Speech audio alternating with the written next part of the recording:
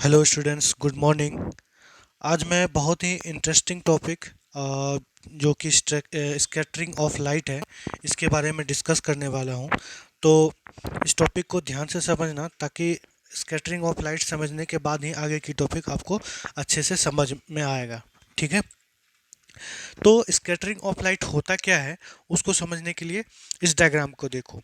ये डायग्राम में मैं क्या कर रखा हूँ, जैसे कि हमारे एटमॉस्फेयर में जो एटमॉस्फेयर में बहुत सारे डस्ट पार्टिकल है, जैसे कि गैस मॉलिक्यूल्स जो भी है, वाटर वेपर जो भी है।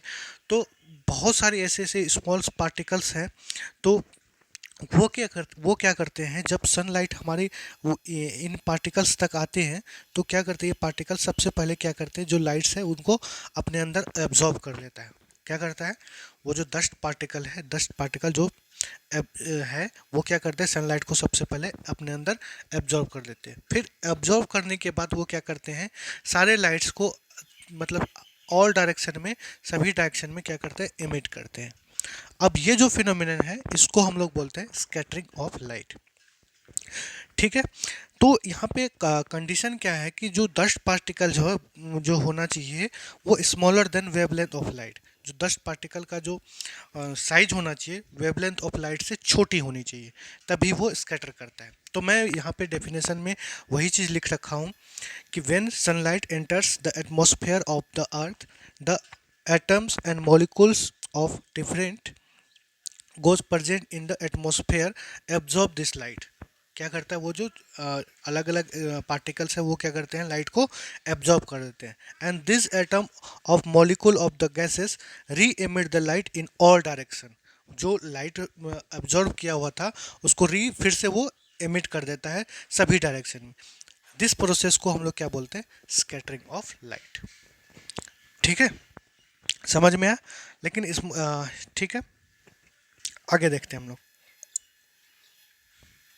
अब यहाँ पे क्या है कि जो स्कैटर होते हैं, जैसे सनलाइट में हमारे जो विजुअल रेज हैं, विजुअल रे में विबजियोर होते हैं, आपको पता ही होगा विबजियोर। तो वहाँ पे क्या है कि वायलेट जो होता है, स्कैटर सबसे ज़्यादा होता है और रेड सबसे कम। तो आपके दिमाग में एक प्रश्न जागा, ऐसा क्यों? तो इस प्रश्न का जो इस क्वेश्चन का जो आंसर है, इसके लिए आपको रेलेक्स लॉ पढ़ना पड़ेगा। अब रेलेक्स लॉ, इन्होंने क्या बोला कि जो स्कैटर हो रहे हैं, लाइट जो स्कैटर हो रहे हैं, स्कैटर जो होता है वो इन्वर्सली प्रोपोर्शनल है वेवलेंथ टू द पावर 4 का। मतलब ये हुआ, कौन सा लाइट सबसे ज़्यादा स्कैटर होगा, कम होगा, वो डिपेंड करेगा उस लाइट के वेवलेंथ पे। अब बात करो वेवलेंथ की। तो यहाँ पे क्या हो रहा है कि आपको पता है कि जो वायलेट होता है, वायलेट का वेवलेंथ होता है 4000 एंगस्ट्रॉम, और रेड का 8000 एंगस्ट्रॉम। मतलब ये हुआ कि जिसका वेवलेंथ कम, तो वो सबसे ज़्यादा स्कैटर करेगा, और जिसका वेवलेंथ ज़्यादा, वो सबसे कम स्कैटर करेगा।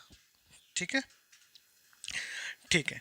तो यहाँ पे देखो कि वायलेट का जो वेवलेंथ है सबसे कम है, तो मतलब सबसे ज़्यादा वो स्कैटर करेगा। ठीक है। और रेड का वेवलेंथ क्या है, सबसे ज़्यादा है, तो सबसे कम स्कैटर करेगा। ठीक है। अब यहाँ पे रिलैक्स लो का वैलिडिटी, मतलब वैलिड किसके लिए है, ये इस बात को ध्यान से करना, माइंड में सेट करना। Rayleigh's law valid particle smaller than wavelength.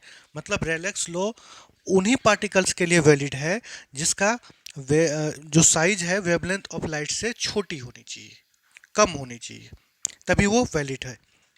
तो कुछ बच्चों के दिमाग में प्रश्न आएगा, सर अगर पार्टिकल का साइज इक्वल्स टू या ग्रेटर देन हो जाए, तो तब वो क्या होगा कि सभी सभी जो कलर्स हैं उसको इक्वली स्कैटर करेगा ऑल डायरेक्शन में।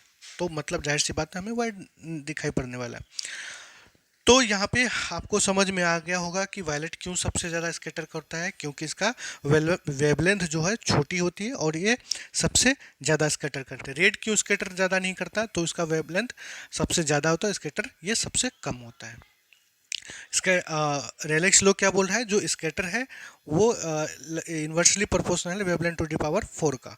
तो इसका मतलब ये हुआ कि जिसका वेवलेंथ सबसे कम, वो स्कैटर सबसे ज़्यादा, और जिसका वेवलेंथ सबसे ज़्यादा, और वो स्कैटर कम करेगा। तो इन्वर्सली है। और जब पार्टिकल का साइज वेवलेंथ ऑफ लाइट के बराबर हो या फिर ज़्यादा हो, तब क्या होगा, तो सभी कलर्स को वो इक्वली स्कैटर करेगा। ठीक है, इतनी सी बातें हैं। ठीक है, अब नेक्स्ट देखते हैं। तो मैं यहाँ पे वही है। हाँ, तो आपके दिमाग में मतलब ये होगा कि जो स्कैटरिंग ऑफ लाइट है, तो इसका एप्लीकेशन क्या होना चाहिए। तो एप्लीकेशन क्या है कि देखो, जब कोई भी मतलब डेंजर सिग्नल होता है जहाँ पे जैसे रेलवे फाटक या फिर कहीं भी तो जहाँ पे कुछ खतरा जैसा होता है, तो डेंजर साइन के लिए हम लोग रेड कलर यूज करते हैं, रेड कलर की लाइट को यूज करते हैं। अगर वहीं पे अगर हम लोग ब्लू दे देंगे तो क्या हो जाएगा, ब्लू क्या हो जाएगा, रास्ते में स्कैटर होके खत्म हो जाएगा। और रेड क्या हो, लंबी डिस्टेंस तक, लंबी दूरी तक ट्रेवल करेगी, हमें दूर से ही दिखाई पड़ेगा कि आगे कुछ खतरा है। तो इसलिए हम लोग डेंजर साइन के लिए रेड कलर यूज करते हैं, क्योंकि ये सबसे कम स्कैटर करता है। और वहीं अदर कलर क्या होगा, सबसे ज़्यादा स्कैटर होकर रास्ते में ही खत्म हो जाएगा, और लंबी डिस्टेंस, लॉन्ग डिस्टेंस में ये नहीं पहुंच पाएगा। ठीक है, अब दूसरा प्रश्न आता है कि स्काई जो है मोस्ट ऑफ द टाइम है जो होता है वो ब्लू क्यों दिखाई पड़ता है। स्काई जो है मोस्ट ऑफ टाइम आप जब देखोगे तो क्या हो जाएगा, उस वक्त स्काई जो है ब्लू दिखाई पड़ता है। ऐसा क्यों होता है, इस डायग्राम को देखो फिर समझ में आ जाएगा। एक्चुअल में क्या होता है, जब सनलाइट आती है तो यहाँ आने के बाद बेंड हो जाता है। ये बेंड क्यों हो जाता है आपको पता ही होगा, रिफ्रैक्शन की वजह से। ठीक है, अब बेंड होगी। अब यहाँ पे क्या है कि जो एटमॉस्फेयर के अंदर बहुत सारे पार्टिकल है, छोटे छोटे स्मॉल पार्टिकल है। ठीक है, अब ये क्या हो रहा है कि जो जो सनलाइट है उसको क्या कर रहा है, अ, वो स्कैटर कर रहा है, स्कैटर कर रहा है। तो सबसे ज़्यादा स्कैटर कौन सा कलर करेगा, वायलेट करेगा, ब्लू करेगा और इंडिगो करता है मोस्टली, मतलब वायलेट सबसे ज़्यादा स्कैटर करेगा। तो इसलिए आसमान में सारे जो ब्लू ब्लू जो स्कैटर हो रहे हैं वो चारों तरफ फैल जाते हैं। तो इस वजह से आसमान हमें नीला दिखाई पड़ता है, या पेयर हमें ब्लू दिखाई पड़ता है। ठीक है, तो वही चीज़ लिखा in white light the blue colour has smaller wavelength range and in the atmosphere the molecules of the air and other fine particle have size smaller than the wavelength of visual light. Therefore blue light is scattered more than color near the red. मतलब वही हुआ कि जो blue colour है वो सबसे ज़्यादा scatter करेगा और रेड स्कैटर नहीं कर पाता है। ठीक है, तो इस वजह से हमें जो है स्काई ब्लू दिखाई पड़ता है। ठीक है, अब नेक्स्ट देख लेते हैं, अगला क्वेश्चन क्या है। हम्म ये क्या बोल रहा है कि अच्छा, मोस्टली टाइम जो है स्काई ब्लू दिखाई पड़ता है, लेकिन जब सनराइज होता है या फिर सनसेट होता है उस वक्त हमें रेड क्यों दिखाई पड़ता है। इसका जवाब ये है कि जब सनराइज होता है या फिर सनसेट होता है उस वक्त जो डिस्टेंस होता है ना, इसको यहाँ तक आने में काफ़ी ज़्यादा डिस्टेंस ट्रेवल करना पड़ता है। अब क्या होगा, जब ज़्यादा डिस्टेंस ट्रेवल करना पड़ेगा तो यहाँ पे बहुत सारी जो डस्ट पार्टिकल एटमॉस्फेयर के अंदर, तो वो क्या हो जाएगा, ब्लू को जो स्कैटर कर रहे हैं वो ब्लू, इंडिगो और वायलेट है, ये सारे स्कैटर होकर रास्ते में ही ख़त्म हो जाएगा। और हम तक क्या पहुँचेंगे, रेड, ऑरेंज और येलो। तो ये कलर्स हमारे तक पहुंचती है और इस वजह से हमें सन रेड दिखाई पड़ते हैं। ठीक है, जो मेन रीजन यही है कि जो सनराइज और सनसेट के टाइम में सन और अर्थ के बीच में ज़्यादा डिस्टेंस होती है। ठीक है, तो उस वक्त क्या हो जाएगा, सन के जो लाइट है उनको ज़्यादा डिस्टेंस ट्रेवल करना पड़ेगा। ज़्यादा डिस्टेंस ट्रेवल करते वक्त तो जो लाइट जो है, वो लाइट जो है उनमें से ब्लू, इंडिगो और वायलेट जो है वो सबसे ज़्यादा स्कैटर होते हैं और वो रास्ते में ही ख़त्म हो जाएगा। तो हम तक पहुंचती कौन सी कलर है, तो पहुंचती है हम तक रेड, येलो और ऑरेंज। तो इस वजह से हमें जो सनराइज और सनसेट के टाइम जो है हमें जो सन है वो रेड दिखाई पड़ती है। ठीक है, अच्छा, तो आपको ये क्वेश्चन ये और आ गया होगा कि जो नून के टाइम, जो दोपहर के समय में जो हमारा स्काई है वो हमें वाइट क्यों दिखाई पड़ने लगता है। एक्चुअल में रीज़न ये है कि इस डायग्राम को देखो यहाँ पे, यहाँ पे जो नून के टाइम है, जो अर्थ है वहाँ पे सबसे कम डिस्टेंस को ट्रेवल करना पड़ता है।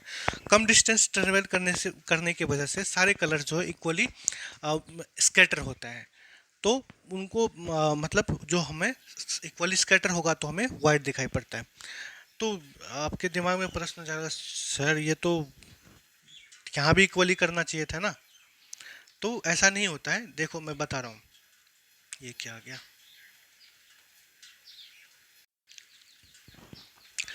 देखो अभी क्या है यहाँ पे देखो, ये हाँ हाँ, तो पता चल गया ये अपियर वाइट क्यों होता है। तो एक्चुअल में देखो, कोई दो लड़का है यहाँ पे, ये दोनों लड़का है। आपको इसको मैं बोलूँ 10 मीटर दौड़ जाओ, 10 मीटर जब दौड़ेगा तो इनको आप पता नहीं कर पाओगे एक्चुअल में कौन ज़्यादा तेज़ दौड़ा और कौन ज़्यादा स्लो। अब वहीं बोलो 2 किलोमीटर दौड़ जाओ, तो पता चल जाएगा कि कौन ज़्यादा स्लो दौड़ रहा है कौन ज़्यादा फास्ट। वही हो रहा है वहाँ पे, सनलाइट जो है शॉर्टेज डिस्टेंस में ट्रेवल कर रहा है, तो सारे कलर जो है इक्वली स्कैटर हो रहा है। ठीक है, तो यही रीजन है। चलो नेक्स्ट देखते हैं। नेक्स्ट में क्या है कि जो क्लाउड्स होते हैं वो हमें वाइट क्यों दिखाई पड़ते हैं। एक्चुअली में होता है कि जो क्लाउड्स जो बनते हैं, क्लाउड्स जो बनते हैं वो क्या जनरली वाटर वेपर का ही बना होता है। तो वाटर वेपर का बना होता है। तो यहाँ पे क्या होता है, जो क्लाउड्स होते हैं उसके केस में ये रेलेक्स लॉ वैलिड नहीं होता है। वैलिड क्यों नहीं होता है? क्योंकि जो पार्टिकल का जो क्लाउड का पार्टिकल का जो साइज है वो greater than wavelength of light है। अब ये greater than wavelength of light है, तो इसका मतलब क्या हुआ, रेलेक्स लॉ क्या बोलता है, स्कैटर जो होता है वो वेवलेंथ ऑफ लाइट के, और ये वैलिड तब होता है जब स्कैटर ऑफ जो वेवलेंथ है, जो वेवलेंथ है इक्वल देन और ग्रेटर इक्वल टू, या फिर जो पार्टिकल का जो साइज है, जो पार्टिकल का साइज है वो वेवलेंथ ऑफ लाइट की जो बड़ा हो या फिर इक्वल हो जाए, तब क्या होता है सारे कलर्स को वो इक्वली स्कैटर करता है। तो यहाँ पे जो क्लाउड के केस में क्या है कि जो पार्टिकल का साइज है वो बड़ा है वेवलेंथ ऑफ लाइट से, तो इस वजह से क्लाउड्स के केस में ये क्लाउड हमें वाइट दिखाई पड़ते हैं हमेशा। ठीक है, ये टिंडल इफेक्ट क्या होता है, जनरली आप देखे होंगे कि जैसे आप सुबह सुबह मॉर्निंग के टाइम में देखे होंगे कि जो सनलाइट हमारे घर रूम के अंदर में जो विंडो से होके आती है, तो क्या देखेगा कि जो लाइट की रेज है हम तक, मतलब एक पार्टिकुलर रेज बोल देंगे, बीम बोल सकते हैं। जो बीम जो है वो हमें उसका डायरेक्शन दिखाई पड़ता है और डस्ट उसके साथ में उड़ रहा होता है। तो इस ये जो इफेक्ट है जो हम इसको बोलते हैं टेंडल इफेक्ट। यहाँ पे देखो वही चीज़ लिख रहा हूँ, the phenomenon of scattering of light by dust particle, smoke और tiny white droplets suspended in air is known as Tyndall effect. समझ में है?